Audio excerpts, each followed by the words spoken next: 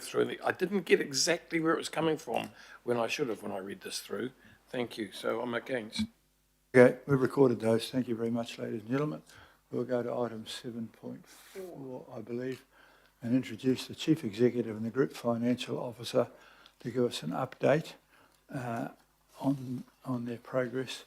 And I think at our new improved meetings next time, this will be slightly different from what we've had in the past. But Phil and Ross, welcome back. That's some significant issues, such as the transport reform. We're going to keep them coming to government body, the significant ones, to talk about strategic and financial performance so we have the appropriate oversight. Thank you, Your Worship. As the Mayor's alluding to, we're trying to evolve this segment a little bit so it's perhaps a little bit less operational, a little bit more strategic, fewer meatier topics, if you like, and those that are very front of mind. And by the way, I greatly appreciate any questions you can give me in advance about what's on your mind, so I can prep rather than just do it on the fly. So, cracking into it, we've talked a bit about weather events earlier, so I won't labour this, but it was quite significant recently. There were 88 slips affecting our own roads, a number of other issues, numbers of trees down and so on. There were 54 homes evacuated in the most recent situation. And we deployed, for your interest, we deployed staff, not in huge numbers, but some to Northland, Tairāwhiti, Bay of Plenty, for example, to assist in things outside the region. So quite positive there. I think the thing that I was going to particularly mention to you is that obviously we're very mindful of the landslip situation down country and the tragic loss of life. And part of our response to that locally is to have our good engineers do some site assessments, have a look at risk in situations where people might be at risk, and also to check our preparedness for evacuation and what have you. You will note the discussion in the media about that in relation to the tragedy at Monganui. So appropriate that we've kind of responded and are looking at that. And I acknowledge Paul and Ross at the back there, who can assist if there are any questions about that. I will carry on, however. The transport reform, so the key points for you to be aware of is that I made an appointment of the Transition Change Director, Steve Mutton, and he starts on Monday, this coming week. You'll have noted in the media and through other advice that the Auckland Transport Chief Executive has confirmed his departure in April. There are, I won't go into detail here, but there are arrangements being put in place in terms of covering leadership roles in Auckland Transport to provide for continuity and so on, assurance around service and such like for this transition period. We have had ongoing discussions with Ministry of Transport and at a political level with ministers around the reform legislation. That's likely to be reported back from Select Committee and into Cabinet shortly. I'm not aware of any change to the timeline, which, to remind you, was that we expect it to pass at the end of March, about. We'll see whether that happens, but that's what we're working to. a key aspect of that has been to discuss the demarcation between local board decision-making and governing body decision-making, and whether that is prescribed, if you like, in detail in legislation, or whether it's more principle-based and we have the ability for the governing body to make some decisions to ensure that we get this right balance between the local decision-making in some aspects of transport, which the council has actively supported, and frankly, which I support, but also balanced against the need for kind of network considerations, and that the system can operate as a whole across boundaries, across intersections where local board boundaries meet and such like. You're familiar with that debate. So that's a key thing that we remain hopeful of some tweaking in the legislation around. We have completed the early transfer of some strategy and policy staff here. A key aspect of the work that's going on right now is how do we plug this function into the Auckland Council organisation, and what is the scope of the public transport CCO entity. And so that's in detailed design phase now. Once we're clear on that, my objective is to be ready to do the formal consultation with all the affected staff, which is a necessary step in this process, basically as soon as possible after the passage of legislation. So when we're a little bit clearer, I will want to have maybe some workshop time with you just to talk you through how it will operate within the Auckland Council organisation, how it plugs in, and such like. We are underway with appointments to the interim board. I won't go into the background to that. Suffice to say that there are interviews happening, and some of you are involved in that next week. And then recommendations will go to the February Appointments and Performance Committee. I'm looking at Councillor Newman, but he's not there. Oh, yes, coming your way shortly, Daniel. So I'll just pause on the transport front. If moving more generally into government reforms, you will note updates in the written report, which I won't repeat here, about a number of those. And to note that that'll continue to be a feature of these monthly updates to the governing body. We have not at this stage signed the regional deal. Obviously you'll be aware when that's about to happen. I would expect an opportunity for the Mayor and Prime Minister to sign that, and for there to be a bit of communication around that. But I think it's fair to say that we're very close. There have been, including yesterday with ministers, a bit of last constructive dialogue, shall we say, Your Worship. So we're, bottom line is, I think we're almost there, very close. I'll just move into Plan Change 120, and this is a big topic, and I maybe won't do it full justice here, but just to observe that the ball is really in central government's court at the moment as to whether there are any tweaks to the legislation, either in terms of the substance of the plan change or the process that applies to it.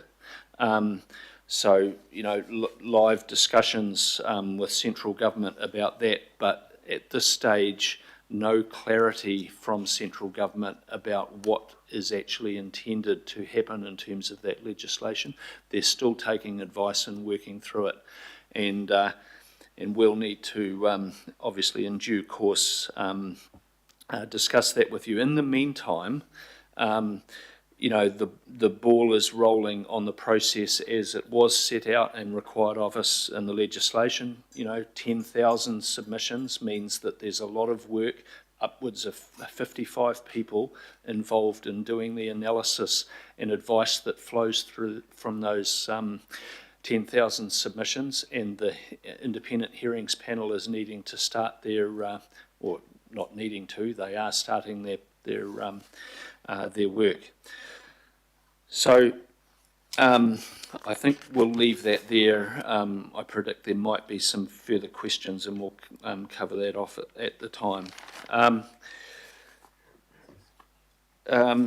Just quickly, we've talked about recovery. I won't repeat that now, other than to remind that we're 95% of the way through the buyouts. We're getting towards the tail end of this, and unsurprisingly, sometimes the remaining ones are a little bit difficult. Things tend to happen that way, right? And we've got this issue with the Category 2P ones as well. Team's done really, really well, and I'm proud of their efforts in that regard.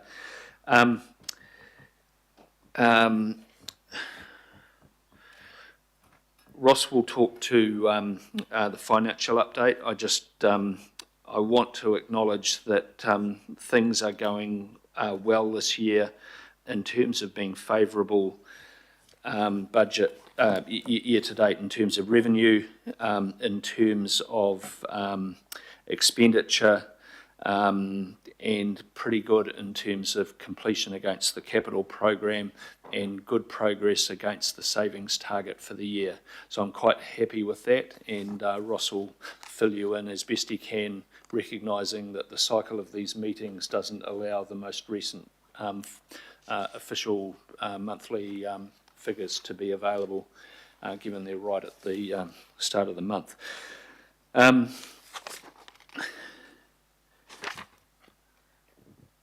This is minor, but I know it's a subject that's been on the mind of some councillors previously. I just want to acknowledge that some work has happened with Hokura, and they are ceasing their lease on their property down on Fanshawe Street and moving into new accommodation with some financial benefit, some saving there. So thank you to David Taipere and that team, and they'll be in new digs by the 1st of July.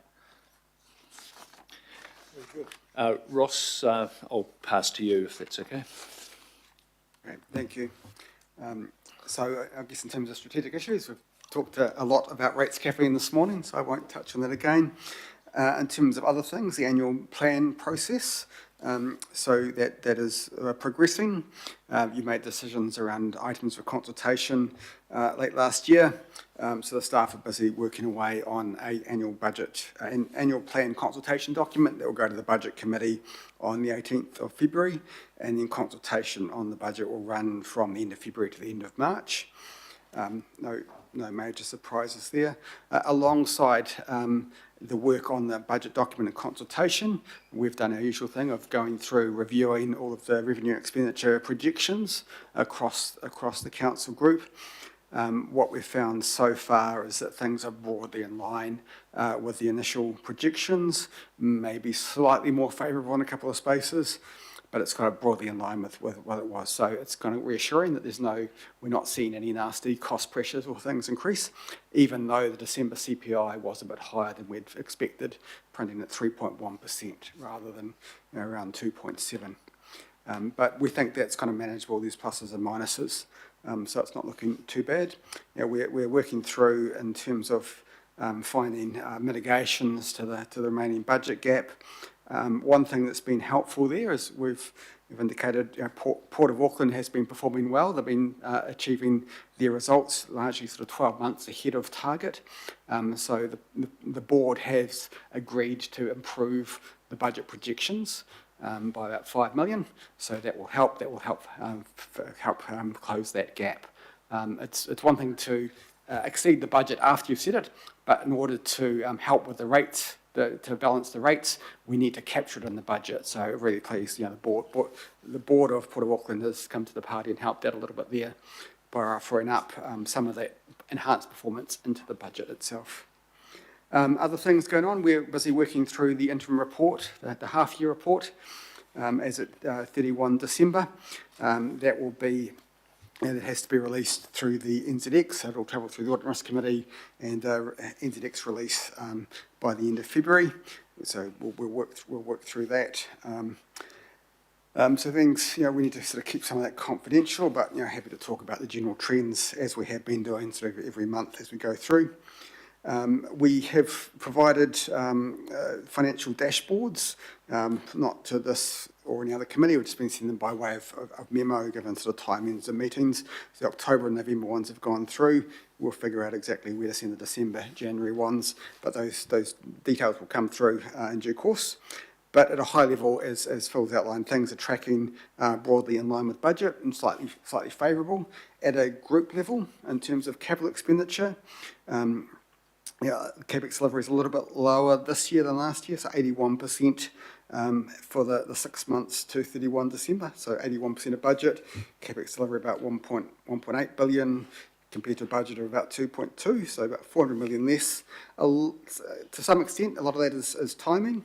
Auckland, so some of that is the timing of buyouts, some of that is Auckland Transport.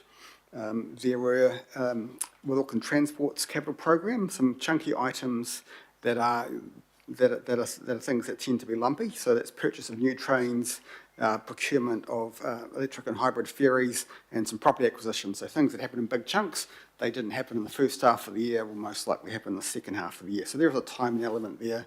So to the 6 months to December, Auckland Transport's delivered 76% of the capital program, and we probably expect that to increase a bit in the second half. Watercare, similarly, a little bit behind, 85% of the capital program delivered. A lot of that is some extended procurement processes and design processes, and so a little bit less of delivery and of infrastructure delivery, and a bit more of the preparatory phase on some of their key projects. But also part of that, one particular project, the North East Wastewater Program, the Snells Beach project, the Snells Beach Wastewater Treatment Plant has come in under budget. So they've spent less because it's cost less, which is great to see. Port of Auckland, again, also a little bit behind budget in the 6 months to December because of the timing of the Bledisloe North Wharf construction project, but that is well underway, progressing rapidly, and the last month or so that has been accelerating. Similar with Watercare, we are hearing some of their programs has really moved from that preparatory phase into the delivery phase. So the Watercare CapEx delivery is also accelerating in more recent times. So that's the capital picture. So kind of in line with that, the debt numbers sort of broadly in line with budget, perhaps a little bit, the underlying debt a little bit less because of the slower CapEx delivery at this point in time, excluding foreign currency variations, which are all fully hedged, but they do change the reported debt number a little bit.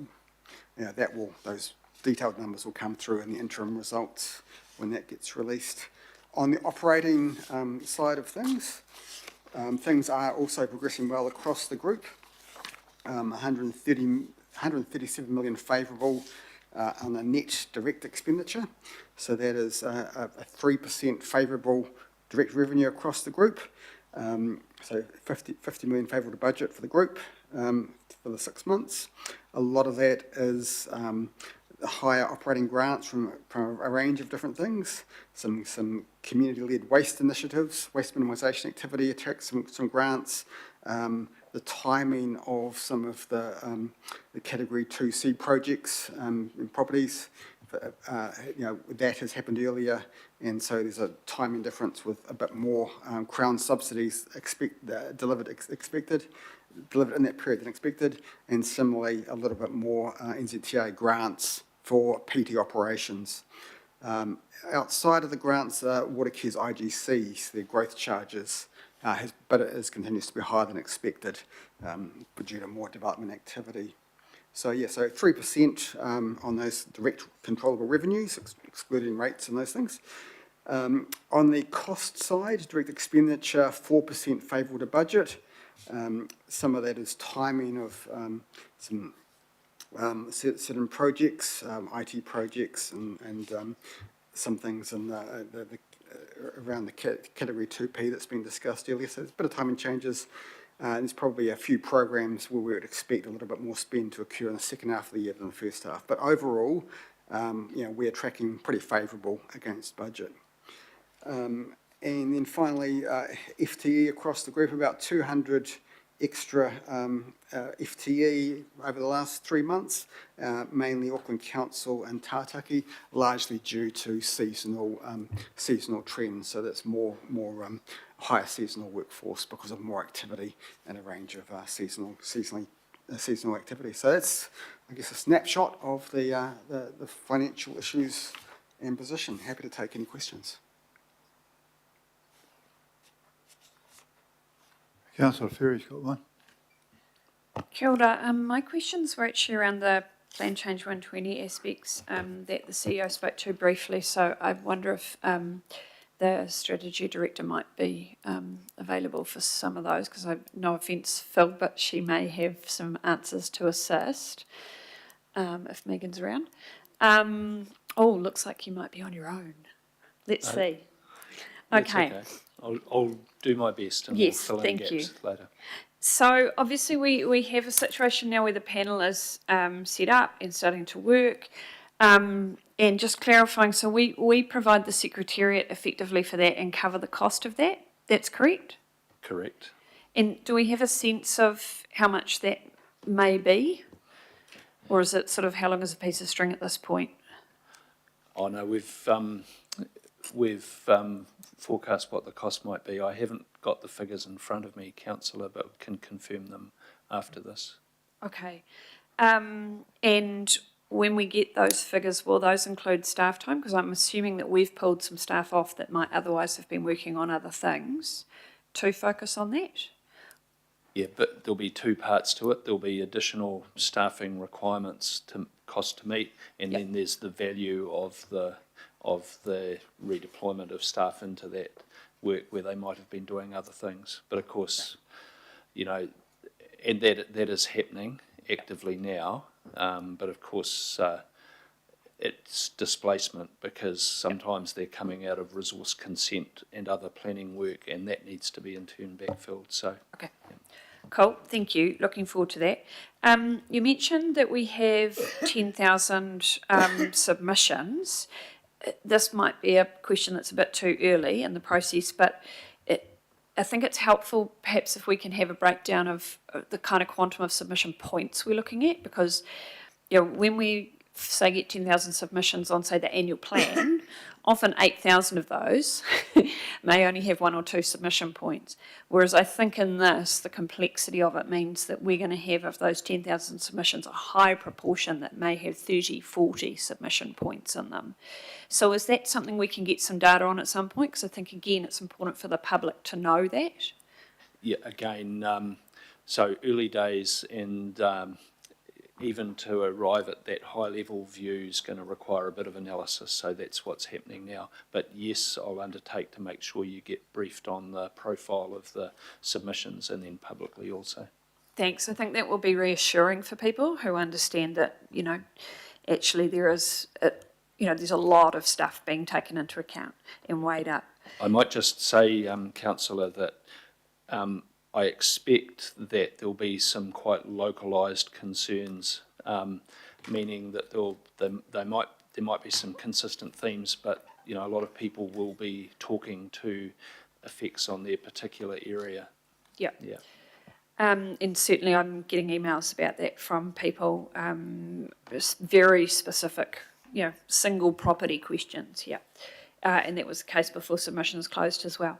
So obviously we have this issue where we potentially have some changes coming from central government as well to a process that's already midstream. And I understand that there was a discussion yesterday, which you referred to. Do we have any sense of timeline on when we might be finding out what's happening? I'm getting a lot of questions about it, and at the moment all I can say is I just have no idea, partly because I'm not clear on what central government are going to propose, but also I don't know when they're going to propose it or how. So do we have any further information you're able to give on that? No, there was nothing firm talked to yesterday. I mean, my sincere hope is that it's soon, for the sake of clarity for everyone. But that ball is in government's court, and I can't tell you when they'll arrive at a view. And I mean, I guess again, the uncertainty is an issue for a lot of, certainly of my constituents who face potentially a lot of change.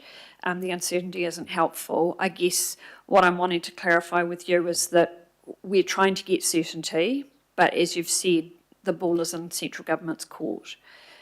I think we've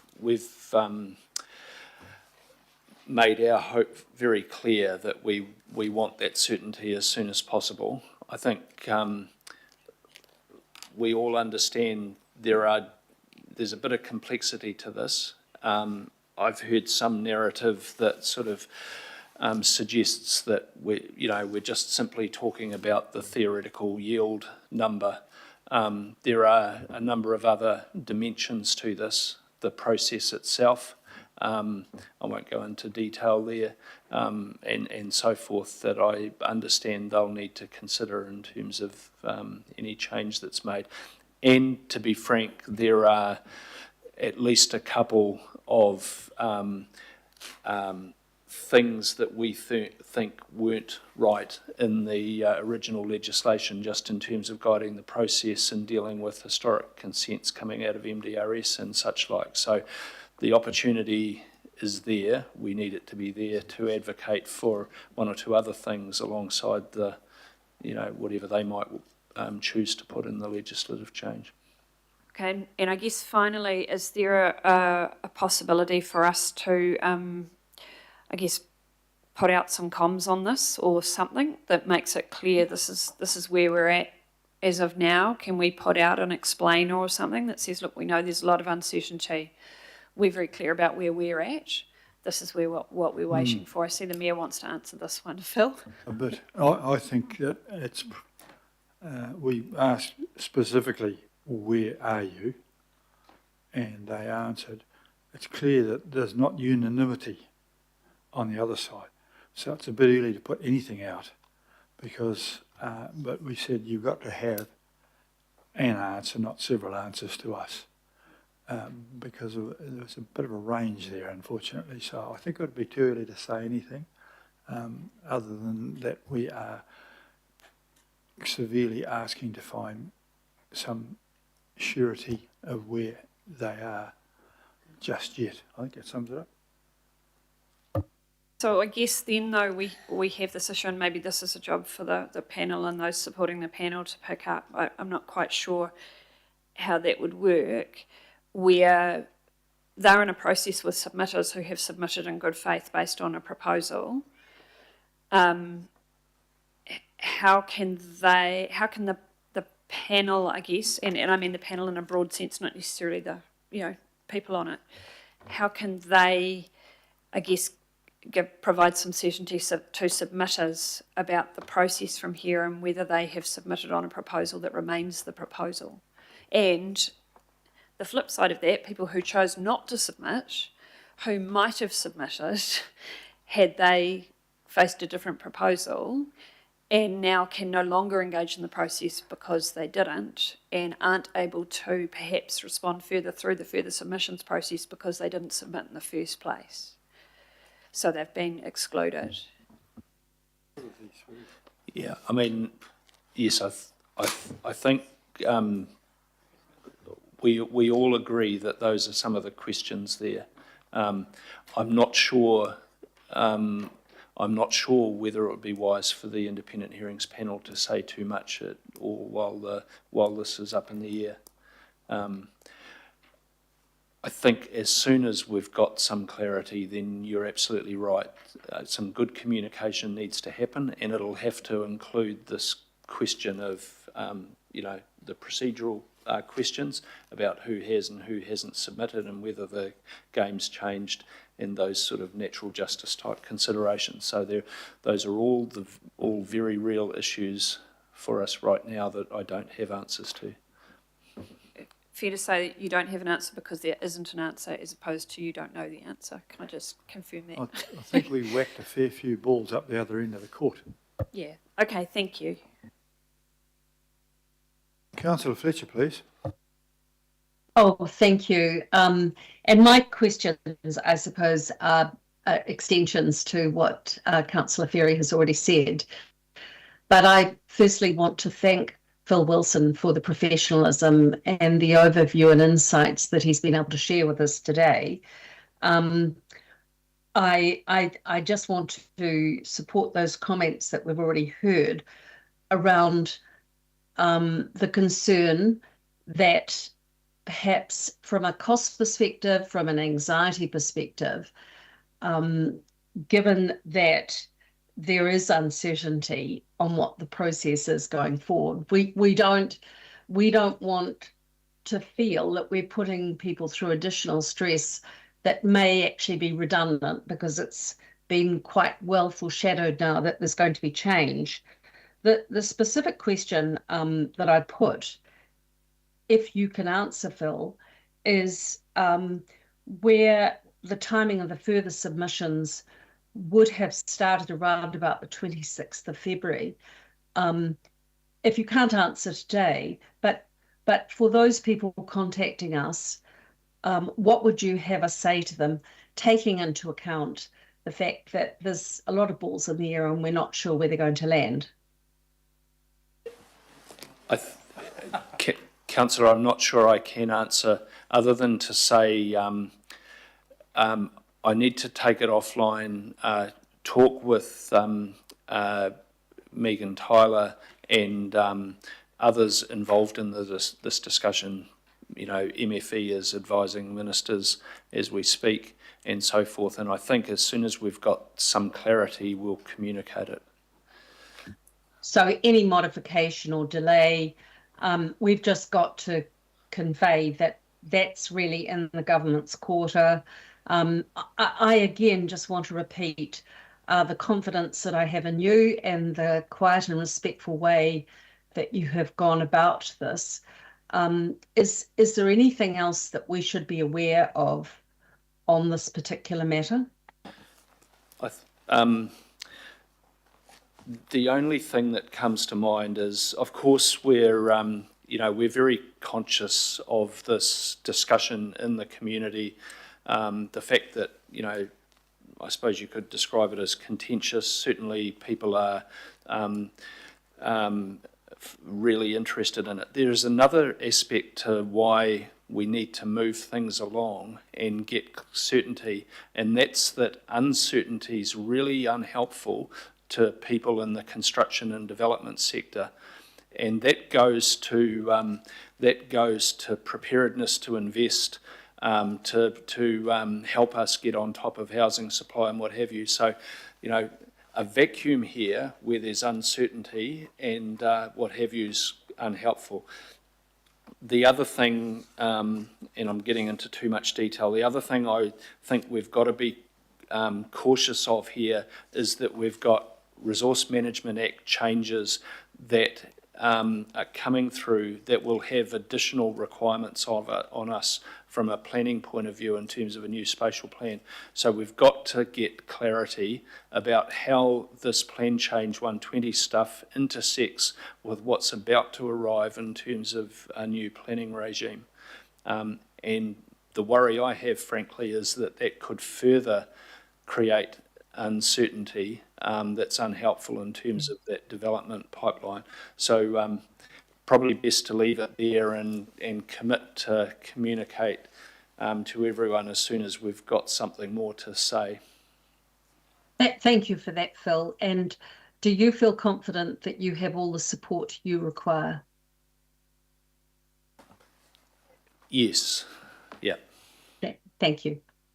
I might add that we have the development forum, which we kicked off last year, and we're formalising into a regular group of meetings, which is a group, an ability for the council to talk directly to that large part of that sector who are the investor side of what we're talking about. And this will be a topic of conversation, and they will be seeking more clarity as well. But we can't deliver more clarity until we have more clarity, and so I think there's a good understanding of where we are at the moment, which is the process is underway, and there are a few tricky bits around the corner.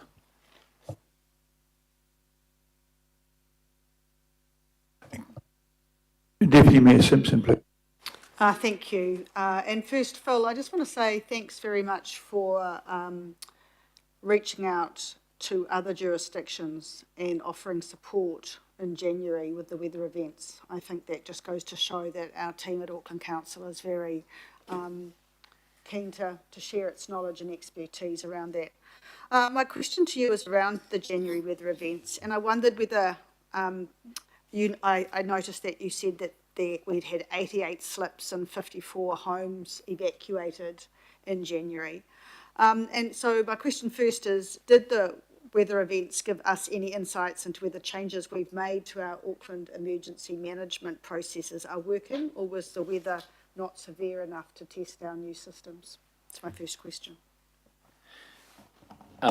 Well, to keep it in perspective, there was damage here, but there was significantly more damage elsewhere. We kind of dodged a bullet in terms of where the weather pattern hit the city down the east coast. Probably evidenced, I was going to say nicely, it's not quite the right sentiment, by the effect on Great Barrier Island, Aotea, relative to elsewhere in the region. Our systems and processes are stacking up really nicely, and there's acknowledgement of that from NEMA and others, so I'm quite heartened. But, you know, as I always say, there's no room for complacency with this, you know, aren't we doing well, you know, etc. So I'm pretty happy with it, really. I was going to, while I'm talking, I might just pass this around. There's some photos of the slips around the region, be of particular interest. There's a couple of photos in Andy's area, quite a few in Councillor Sayer's area, and quite a few in Councillor Lee's area. So I'll just pass those around, Deputy Mayor. Thanks for that. Look, I've got one more question, and I see that Ross is here, so it's probably something that he might help me understand. Look, I'm getting quite a few inquiries around people whose properties have had the flood viewer. They've gone and have a look at that fantastic resource we now have, but then are actually questioning the technical basis to which they have been now put in the flood viewer or coastal inundation or whatever, right? Is there anything we can do to provide further information out or communicate better around the scientific and technical work that underlines this? Because we got it a lot in the PC 120 stuff too, but it's not going away. I'm not challenging what you have done. I'm asking how better we can communicate more generally around the science behind what you've done. You go, Ross, and then I might add a couple of comments. Kira, thank you very much for that question, and it's one that is top of our mind at the moment. I was involved in an interview this morning. We are recruiting to backfill a role in my team focused on specifically doing that. It's a very important part of the work that we do to understand the hazards, is making sure that that knowledge is then communicated really, really clearly and in a way that shows that the science behind it is robust and defensible. And I think it's fair to say that so far the way that we have done that has varied depending on the hazard that we're presenting, because we've come from a point of relatively low base a decade ago, and we've evolved to improve over time. We expect that low base to be significantly improved over the coming year as we work through our programme of explaining the science that we have and continuing to develop what we've got further. We think that the underlying science is robust and we've got plenty of evidence to show that, but we haven't done as much as we would like to so far to explain that in a way that is really, really useful to people. And a good example of our starting point for that is the work we're doing improving land information memoranda, but we're going to move on from there to the hazards portal and make sure that that's better explained as well. That's really heartening to hear. Did you want to add something? Or? I just want to acknowledge that this is pretty real. I'm seeing correspondence coming through, and as a number of people, and there are different scenarios there. There are people for whom the fact of being in a floodplain and having a change to their limb is a surprise, and they're exercised about it. There are people whose sentiment is, I haven't seen flooding on this property in the X years I've been there, and there are people who are,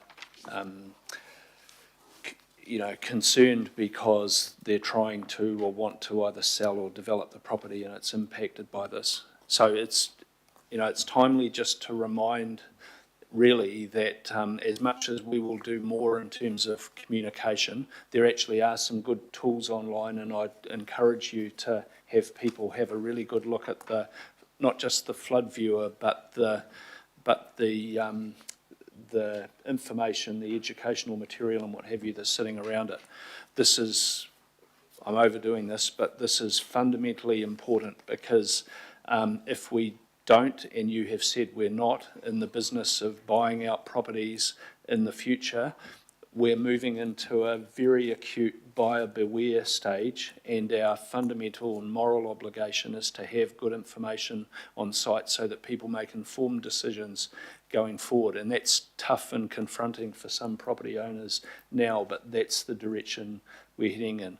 If you hear of situations where people think there's a genuine mistake in the information that's reflected here, then we'll look at that. And we've already come across a couple of situations where there's been engineering work done that has mitigated the risk, and where the flood viewer, if you like, should be modified. So we can't say that it's 100%, but it's probably very close to it. We need a process around, around that. I'll probably leave it there. Oh no, there's one additional point just to make sure everyone's aware, and it goes to that point that I've lived somewhere for 30 years and it's never flooded. So the modelling is based on future risk and takes into account the increasing severity of these weather events and the temperature rise in terms of climate change that will drive it. Okay, so very science-based, very defensible, but runs up against people's historical view of what the risk is. So just be conscious of that. Thank you. I suppose that's really why I asked the question, because it's not a simple answer, but I do think we need to talk about it more so people get to understand. And look, my final PC 120 input is, look, I don't know, like anybody really, where the government will go, but what I do want to be able to say to Aucklanders is thank you for your submission. We've received X number, and the most common themes are whatever, or what are we doing with these submissions? Are we there must be some common themes, or are there none, or what are we? I think we just need to say something. We can't just say nothing. The next steps is next steps, but I think where are we at now? We've got your submission. Thank you very much. You're one of X number. Key themes are we await the government direction as to next steps, something like that. Agreed. I think it's fair until we know exactly what the flavour is. It's very hard to respond. Councillor Watson, please. Just furthering that notion of the studies and the coastal erosion lines, my understanding is that they don't consider local variability, nor are they intended for site-specific use. So I hear what the CEO is saying about the future, and but in a number of instances, we and certainly it's come through this Plan Change 120 process, or people just finding there's a designation on their limb. So my advice to them, because there didn't appear to be any way to actually contest it, was to submit on Plan Change 120, and say, come up with your reasons why your site really shouldn't be classified in this way in this coastal erosion. But for all that, I guess, so A, am I correct in saying it really is only that plan change 120 process? They can challenge things, or can they come to a delegation to the council, as some people are proposing?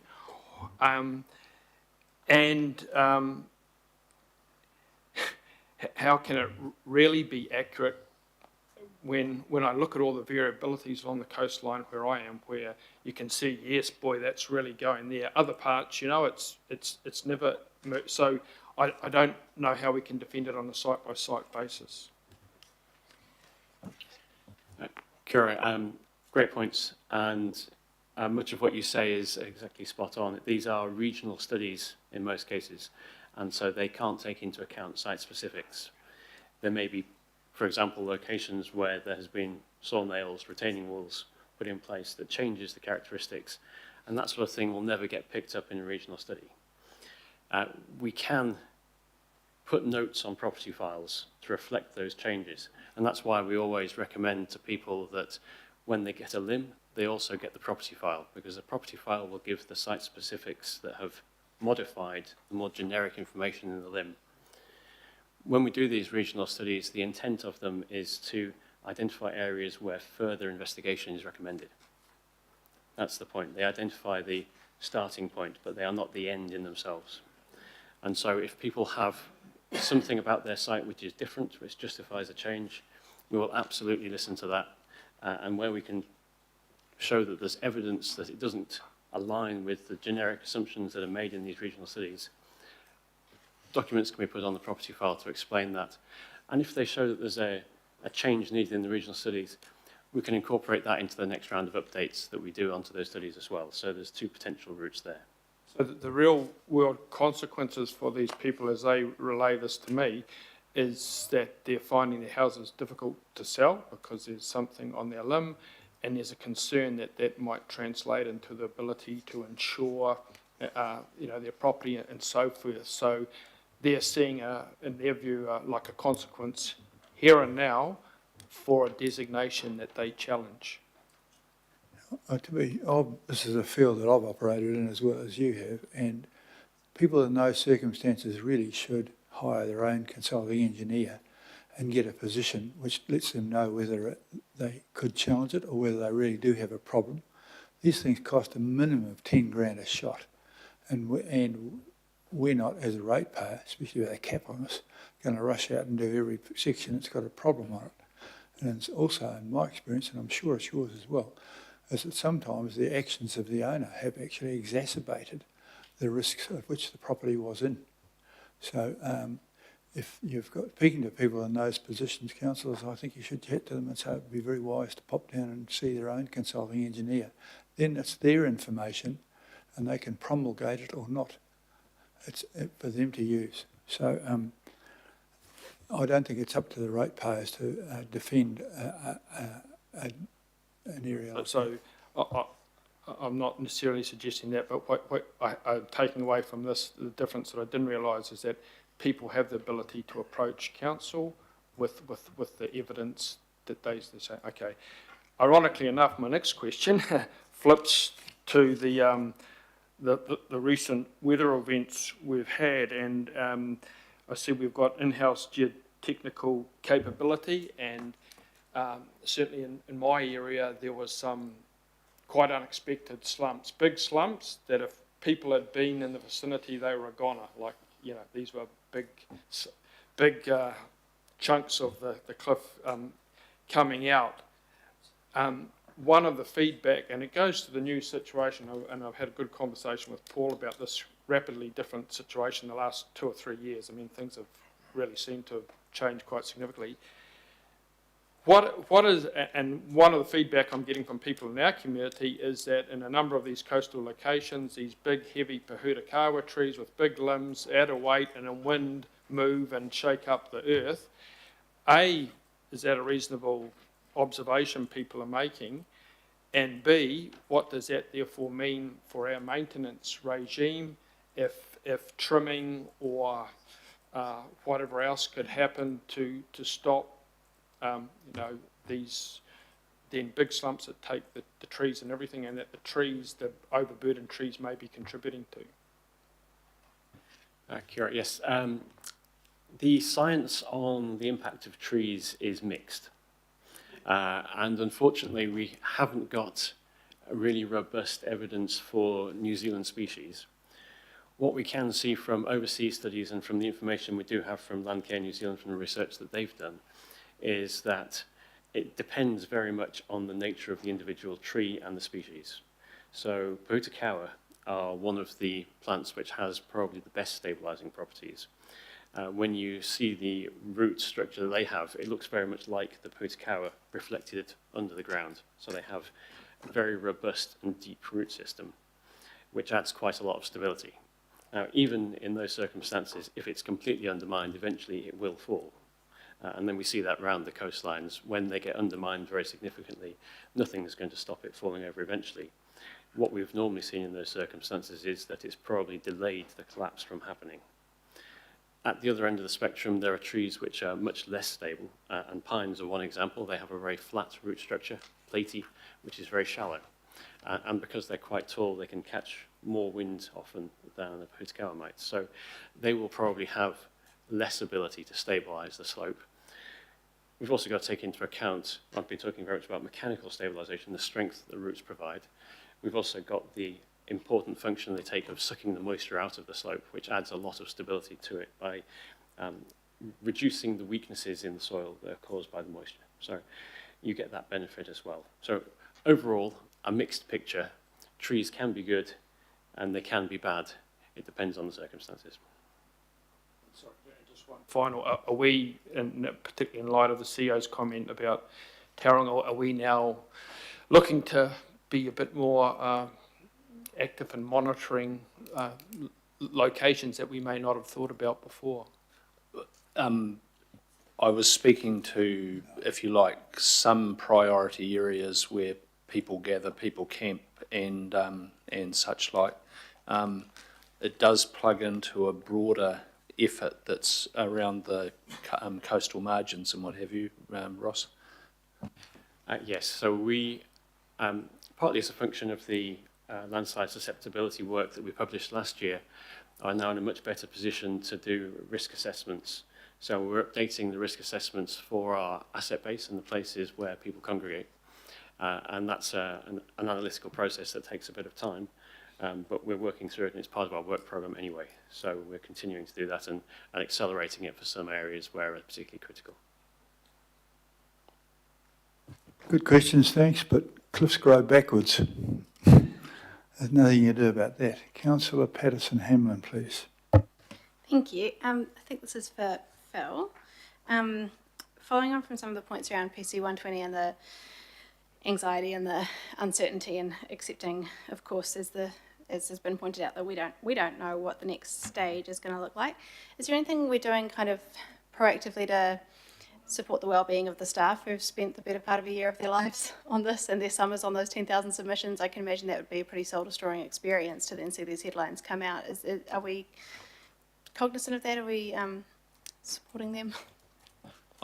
We're cognizant of it, and have some good systems and processes and, frankly, sort of management culture in the organisation that kind of goes to your point. So I'm not immediately concerned, but it is difficult territory for them, in some cases, confronting in terms of their own professional views about things. So yeah, I'm confident that between the likes of Megan and John Dogood and the team, we're across that. Thank you, Councillor. Councillor Turner, please. Thank you. It's correct, right, that the flood-prone, the GIS flood-prone map, that modelling assumes all council drains under 600 millimetres is 100% blocked. I think it's probably best if any questions about flooding are presented to the experts in flooding. I wouldn't want to comment on that. My expertise is really in the geohazards. Okay, so if I may just go then to you, Mr. CEO. It is my understanding that that's the case. It's also my understanding that the flood-prone GIS, the flooding GIS map does not. And you made the comment a little while ago about these tools being good, but that sometimes they're not updated. So the question that I was thinking about there was, what happens if some of the infrastructure is renewed and improved to bigger capacity or something? Does that get reflected in the maps, etc.? So one of the complaints that we're getting from all the community is that you just made the comment, in my whole 30 years here, it's never flooded before. There's a lot of questions around those comments. So I suppose my question to you is, I'm not sure, I'm challenging you saying those tools are fit for purpose. And I suppose the real question is, the new water strategy that we're being forced into by the government. So we're having to create a water strategy, and we have to create, because of Healthy Waters, the stormwater one, correct? Will we, around this table, get an ability to, at the very beginning of that process, help maybe look at the criteria that's in that? Because I think it all stitches together. I think the answer is yes, but I'm going to sort of mirror what Ross said. I think it's best, given the kind of technical nature of this, to have Craig McElroy and his team speak to you. So I think we might arrange a separate opportunity for questions and to share that. I'm sure that planning will be brought in front of you at the appropriate time. But I think I better leave to him some of the questions. I have been talking to him, by the way. I met him this morning over some of these issues. So Thank you. Another question. Who does the Healthy Waters Department answer to? Like, you know, the budgeting people answer to the budget committee or to the governing body, and who does Healthy Waters? Who's their principal committee they respond to? Well, transport and infrastructure. Yeah. Want to come? Okay, I've got Councillor Hills. I know, it's probably just a quick question and a brief comment. Myself and Councillor Theory, working with Ross and Paul, are already working on some sort of landslide explainer, because we have had a lot of questions since those devastating landslides in Mount Maunganui and elsewhere. But Ross, I guess it'd be good for some of the context of why we are putting out the information we have far more visibly, because what was the quantum of slips in 2023? Was it something like 10,000? And they were mostly in places that had never slipped before? It's closer to 50,000, we think. 50? 50,000. 50,000, okay. And apparently, just looking at those pictures going around, we've had, even just that 2 weeks ago, sort of 100 slips just on public land. So with the adaptation requirements coming through the National Adaptation Framework, I'm assuming we're going to be required to be far more, well, I know we are, but this is us sort of preparing for even stronger requirements of giving the public, obviously this really difficult to take in information, but it is about, as the Mayor said, reducing future risk, or being, like, we can't pretend we don't have this information, that there is risk. Is that what this is about? And I guess what Mount Maunganui shows us again? Kira, yes, that's a very good way of putting it. The expectations that are being put on councils are increasing all the time around how we will better prepare for the hazards we're exposed to. And at the same time, those hazards are becoming more intense, partly as a function of climate change, partly as a function of the increasing population, so more people exposed. And as a result, we have to scale our response to meet that demand. And the last question, I know it's hard to answer because I asked you a few weekends ago, but what we saw, and I went around with you many times during 2023 to slips, the because of climate change, because of soil saturation, it seemed from what you were saying, the type of Auckland soils, because they're so young, essentially just turn into icing, or like when you pour a bucket of water on a sandcastle. That's kind of what we're seeing. It's not necessarily trees or built form that can protect it if it just turns into mush. Is that kind of what we see typically in Auckland? We do see a lot of that, yes. Our geology is very young and very susceptible to landslides relative to many other places in the world. Every landslide has multiple factors that are impact the ability of it to trigger. And that means that it's very easy to look at a landslide and point at one trigger and say that was the fault. In reality, it's always multiple causes. And you've got to look at the relative impact of each to make a decent understanding of what the problem was and how we can mitigate it best. And last question, I don't know how we help. It's much like on the Healthy Waters question, but I've got some requests now. How do we get the public to understand, again, that we, the royal we, aren't responsible to keep the land near their house stable to protect their land? I know that's a really difficult conversation, but I don't think we've cracked it. A lot of people still think we're going to build retaining walls around the sea or retaining walls around the valleys to, you know, your reserve slipped behind my house, but there is no obligation or probably no budget to ever be able to do that. Is that still the assumption we're making? Like, how do we make those decisions? Yeah, ultimately that would be a policy decision and driven by a budgetary decision. But it's something that when it comes to how we explain that to the public is a big communications challenge. I think it has been led well in the stormwater space, communicating flood risk. And certainly in New Zealand, we've got reasonably good at talking about earthquake risk and tsunami risk. I think now we need to learn the lessons from that and use the same skills to explain landslide risk and landslide roles and responsibilities a little bit better. Thank you. Okay, and no more questions. I'll move this and it'll be seconded by the Deputy Mayor. We'll move to comments. Councillor Baker would open the commentary, please. So just as mentioned in the report, we deployed staff around to help various parts of the rest of the country, I suppose, and such as the benefit of us having the scale that we do, and shows the benefit of our AEM setup and our crews. And so just want to acknowledge them who went out and helped. And I know, talking to various people from neighbouring councils, how appreciative they are of the fact that we're prepared to send our staff out. But I just want to I guess, single out one person, John Seward, who works in Paul Kleinek's team. He was part of the urban search and rescue team at Mount Maunganui there, overseeing the recovery and the geotech side of that.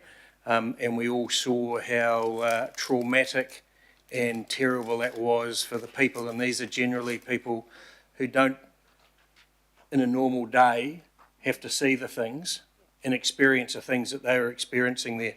And so I think John needs to have our, I guess, appreciation for what he exposed himself to. And so I really do, and I know on behalf of Alf, who's not here as the chair of the Civil Defence Committee, I really do think we should acknowledge, in particular, John, but all of our staff who go out there and do that sort of stuff. And I just looking at those photos going around, these are rural roads, a lot of them. They've never been built, to the high standards that other roads in Auckland are. And they play such an important part in the whole transport network. And so a lot of these communities that are affected by those roads, that is their only road.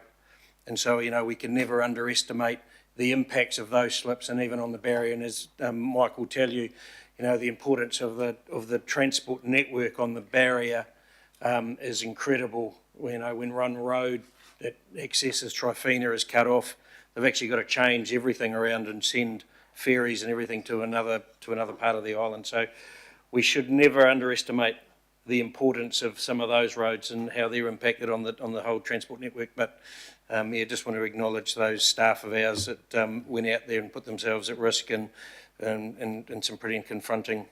So thanks to Phil and to everyone that within the council organisation who make those staff available. Thank you very much, Councillor Baker. Councillor Lee, please. I won't talk about the weather events. It's been covered. Obviously, we're in many respects at the mercy of nature, but I think we need to look at our own role to make sure that we are building in the maximum protection for the infrastructure that we're responsible and for the people we're responsible. But I just want to talk briefly about the changing situation in relation to Plan Change 120 that have arisen from statements made by the Minister a week or so ago about his changed thinking. There's a lesson to be drawn from this, I think. One, in pushing through Plan Change 120 with unseemly haste, notifying during the local body election, closing off submission during the Christmas rush, affecting enormous amounts of people. I think the lesson is that the right way to make sound decisions? We had the cover, I use the we loosely because not me, had the cover of saying, oh, well, it's the Minister. The Minister has made us do it. The past late at night resource management, consenting and other changes, Amendment Act in August is the reason. It's all down to the Minister. The problem with that argument, it wasn't really true, but the problem with that argument is if the Minister changes his mind, then we're kind of hoisted by our own petard.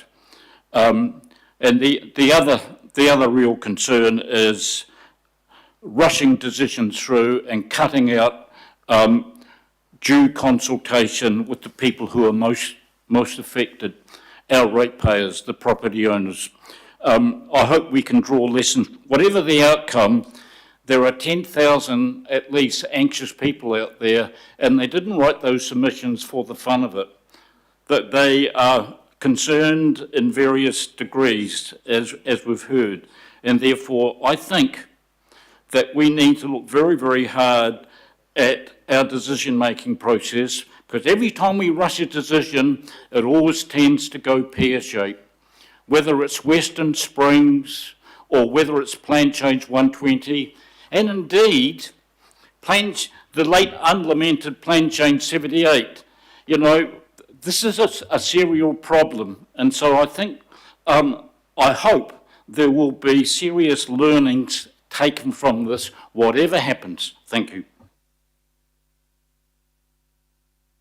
No further comments, so I'll put this to those. All those in favour of receiving this report, please say aye. To the contrary, thank you very much, carried. We're going to move to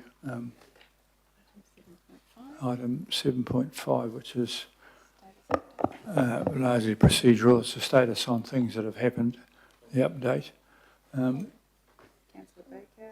It's been moved by Councillor Baker and seconded by the Deputy Mayor. I don't know if there's any debate on this, it's just telling us what we did. In that case, I'll move that. If anyone, I'll put that. Is anyone, all those in favour, please say aye. The contrary, and it's carried. Thank you.